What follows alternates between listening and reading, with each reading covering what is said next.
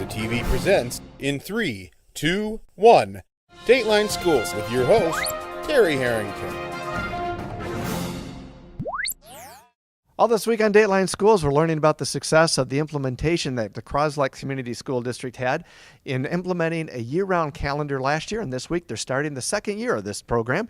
Tell us more about it. My special guest is the superintendent from Cros-Lex, Kevin Miller. And Kevin, is there anything that you have to tweak that you've learned based on your first year of the program? Yeah, mostly it was teaching type of things. We tried to balance the calendar out for the kids, but we didn't take into consideration necessarily how that matched up with professional development for the teachers. So kind of on the back end, if you will, we looked at the other days we had built in for our end of trimester days for our teaching staff. So we ended up tweaking the calendar a little bit to give those same days off for our year-round kids as well, so the teachers could benefit from still collaborating with their fellow teachers on our PD days at the end of each of our trimesters. Other than that, the program, we didn't have to tweak it a whole lot. The curriculum was what we expected it to be. So that was the main changes we made were around teaching. And we all know that we had a horrendous winter this year, and I know you guys seem to have quite a few more school days than even we had down here in St. Clair County. How did that impact the year-round program? Yeah, it was interesting. We had one snow day the day before the winter break. And then we came back. Of course, we had that Sunday evening storm, the Sunday that all schools in our area were supposed to come back in January.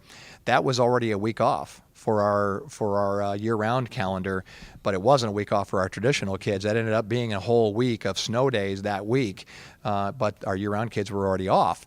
So when we got to June, the year-round kids didn't have to make up those 5 days, so they finished on Friday, June 13th, while the traditional calendar kids went through the next Wednesday, the 18th.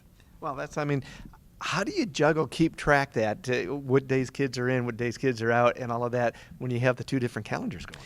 So we operate two different calendars and our notations on there of the days that we have to make up. So we ran our notations. We went to the Michigan Department of Ed, as you have to do to kind of get your new calendar approved, if you will, with the days you're going to make up. And we worked with them to outline how many days we need to make up. And with the year-round calendar, none. With our traditional calendar, 5.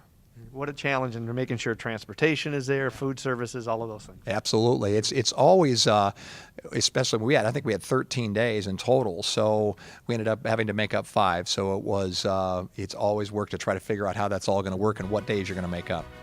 Back with more tomorrow. For Dateline Schools, I'm Terry Harrington.